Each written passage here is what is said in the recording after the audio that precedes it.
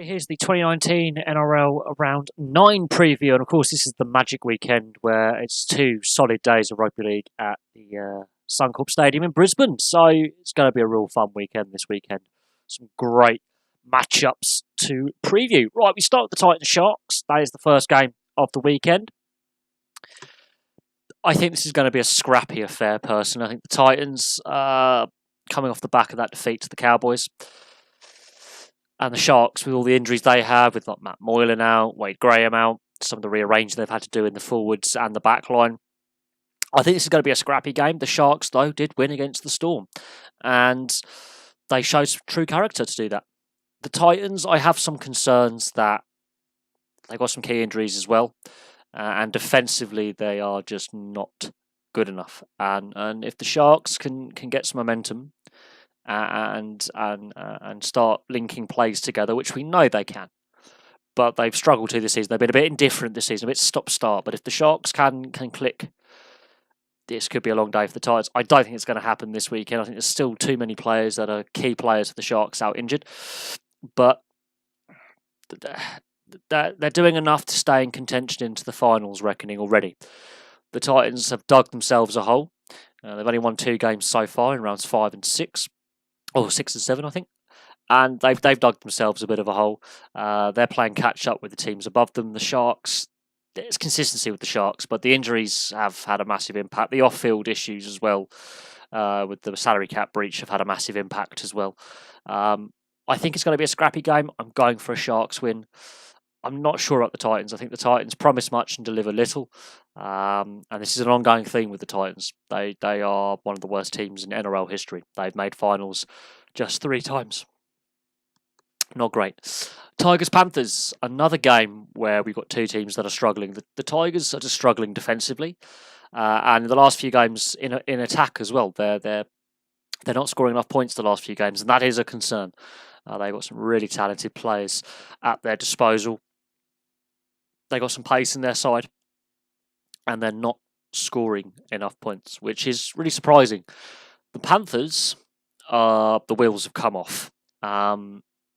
We know the Tigers defensively are suspect, so we know they ship points. The Panthers don't score points. So this could be an interesting game. The Panthers, the wheels really have come off. They don't score enough. And I will be doing a video on the Panthers later this week on the problems the Panthers are facing. Is it the coach Ivan Cleary? Is it the players? Is it a bit of both? They've lost Isaiah Yeo for the year with a dislocated shoulder. He's going to need surgery. But that back line with Cleary and Maloney in the halves. Maloney is allegedly, and reports suggest that he's unhappy and unsettled and wants out. He's denied those reports, but that can't be helping. But the team itself are not scoring enough. So this game could be, well, I'm going to say a low-scoring affair, but I'm probably going to be wrong. It's probably going to be a very free-flowing affair now. The Panthers don't score enough. The Tigers aren't scoring enough lately, although they can score points when they're on form and they're clicking. But this could be a scrappy affair as well. So I'm not holding hope out for these games to be classics, these first 2. The Sea Eagles Broncos. The Sea Eagles are the team that's going under the radar. As I keep saying, week in, week out, they are chipping away. They're not playing expansive rugby league. They're not scoring 30, 40, 50 points like some of the other sides are in the NRL this season, but they're winning games. They're chipping away. They're playing as a team. They're not the strongest team on paper, but they are just doing enough to win games. They're building some momentum, and eventually that confidence and expansive side of the game will come for them. They're playing against the Broncos. The wheels have come off for the Broncos. Much like the Panthers, is it the coach, Anthony Seibold? Is it the players? Is it a bit of both? I'm doing a video on the Broncos later today, and I'm going to look into that. So I'll be tomorrow for Australian viewers, or later tomorrow, sorry, I should say, for tomorrow, because Australia's 12 hours ahead. But I'm doing a video on the Broncos in the next 24 hours. That's going to be fun to look at. I'm going to look at their points for and against. I'm going to look at their results so far. And where they've fallen apart. There's been some big defeats in there. That win against the Sharks, I don't read too much into that because the Sharks were missing so many players. And the Sharks proved that with a few players back in the side, that they can beat the Storm. So I'm not reading too much into that Broncos win over the Sharks. That is a blip, but for the most part, the wheels have come off. I'm going for the Seagulls in that one. The Seagulls have been solid at home this season. They had a poor start. They've worked their way into the season. They're now on form. They're unbeaten, I think, in 4 or 5 games. They're going under the radar. They're a solid side. They are a team unit. The Broncos are all over the shop at the moment. The Bulldogs Knights, I have to go with the Knights on this one. The Knights have now won back-to-back games. They're scoring points now. Danny Levi has really stepped up. Mitchell Pearce has stepped up. The forward pack as a whole are more physical. They're not so standoffish. They're more dominant. The Bulldogs, lacking experience in the forward pack, lacking experience in certain parts of the back line. It's a learning season for them. They're getting better. They're not as bad as they were at the beginning of the season. They've unearthed some finds, but I still think the Knights will have too much for them. I think the Knights are now confident. They've worked out a way to play and win and be expansive and enjoy their rugby. The Bulldogs, they play a similar style. They like throwing the ball around, but they're not at that stage to warrant throwing the ball around. They want to play that way, but they're not quite there yet. It's a learning season for the Bulldogs. They've lost a lot of experience with the salary cap issues they've had the last couple of years. That's holding them back. I think the Knights will have too much for them. But that could be a fun game because both sides have shown in recent weeks they like throwing the ball around. The Bulldogs have been doing that all season. The Knights started to do that the last couple of weeks. They're happy to throw the ball around now. They've got confidence and they move the ball quick. They like throwing the ball around. They like being more expansive. They've opened up. They're scoring points. They're winning games. The Warriors Dragons. Injury concerns for the Dragons, and obviously the Jack de Belin saga continues. That's got to be a distraction for this side. Tyson Frizzell leaves the match at the weekend with an eye injury. Looks serious. There's a few other. Corey Norman, broken cheekbone, fractured eye socket, serious head injury. He's out for a while. The Dragons are missing Widdup. They're missing Corbin Sims. And of course, as I say, the Jack de Belin saga. That is ongoing. His trial date for what he's been charged with may not happen until next year at the earliest, possibly. It could happen this year, we don't know.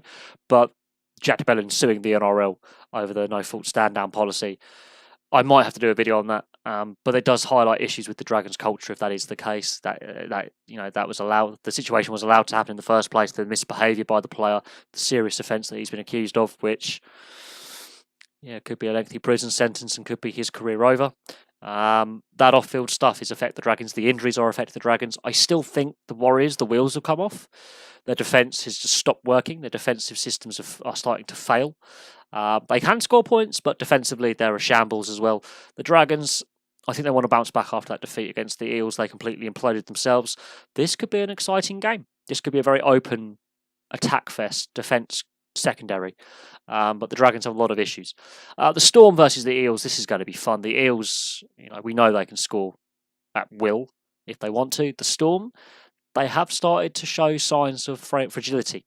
If the Eels can get an explosive start and stamp their authority on the game early and make the Storm chase, the Eels have a very, very good chance of winning this game. The Storm, they play a certain way. They control the pace of the game. They like an arm wrestle. The Eels like to throw the ball around and stretch the play. The Storm don't like playing that way. The Storm like to be on the front foot, not the back foot. The Storm don't like chasing games. Their defeats show that. They haven't been blown out in games. And they haven't blown sides out in games. This game could be tight. This game could be fun. I think this game is too close to call. The way the Eels play when they're in attack is a beauty to watch. It's beautiful to watch. But that Canberra result still sticks with me against the Raiders where they were shut out. So their away form is a bit patchy, but the Storm, they have been beaten at home by the Roosters. So the Storm aren't invincible at home. And the Eels, if they want to score, they can score. If they can get clicking and Moses and Salmon can start, and Gutherson can start running the ball, kicking the ball from hand, early kicks in the set, running on the fifth tackle, mixing up the play that they did at the weekend, they can win. They can definitely win. For me, the game of the weekend has to be the Roosters-Raiders because both these sides can score at will when they want.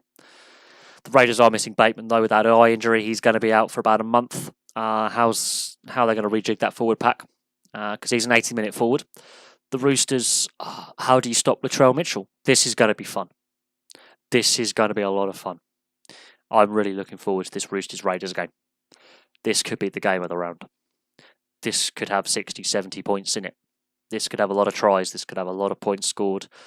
Both sides like to get going. The Raiders have massively improved their defence, massively this season.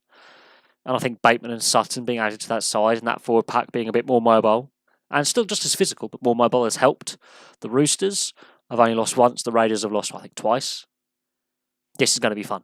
This is going to be a lot of fun. These are two sides that are high flying. The Raiders are playing better than people expected. The Roosters, even though they've lost 8 players from last season, it hasn't affected them. They're not missing Blake Ferguson. They're not missing Dylan Napa. Cooper Cronk is having a renaissance of his career. I think the Raiders, if they have a chance to win, they've got to target Cronk. Every side's been targeting Cronk so far this season, but they have to target Cronk. They have to target Keary in the halves, and they have to try and pressurise Latrell Mitchell in defence. So they have to tire him out in defence, make him make decisions in defence, attack.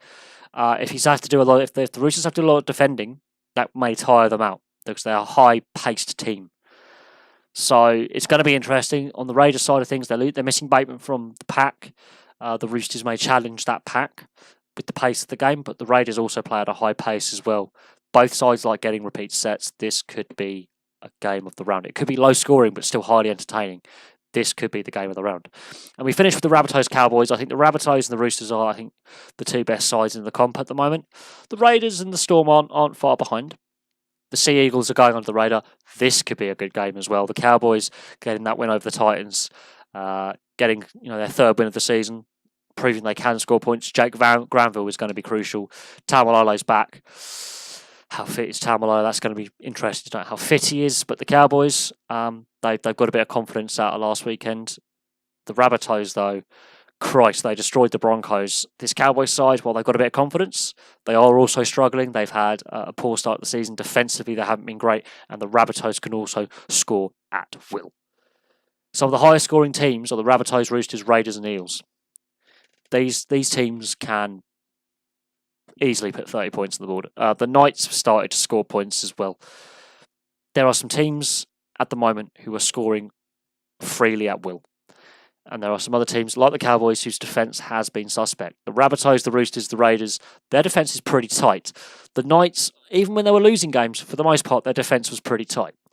The Eels, I think, are the side with possibly the weakest defence out of the high-scoring teams. And they're playing the Storm, a team that haven't been high-scoring so far this season. So we have some really interesting matchups in the second half of the weekend. The first half of the weekend, there's a lot of teams that are struggling, playing each other. Those could be the scrappier games, but the second half of the weekend looks to be some really fun, real fun matchups. I'm expecting some high-scoring games. The reason why I'm expecting high-scoring games is the Cowboys defensively are suspect. The Eels, while they can score a lot of points, they can also ship a lot of points. The Raiders, Roosters and Rabbitohs all can score at will. And defensively, the Rabbitohs, I think, are the weakest of the three. However, looking how they played against the Broncos, that defence shored itself up, was dominant, and allowed their attack to be free-flowing. The Roosters and Raiders, that could just be an end-to-end slugfest with some really talented ball players. But there we go. Thank you very much for watching. Please like and subscribe. Place your thoughts below. Who do you think's going to win? And I will have some more videos for you soon. I'm going to do a video on the Broncos later today, and then I'm going to do a video on the Panthers later this week, looking at their struggles because the wheels have come off for those two sides. Much was expected of the Panthers and the Broncos. What a fall from grace it has been to start the season. So we'll leave that there. Thank you very much for watching. Please like and subscribe. Place your comments below, and I'll have some more videos for you soon.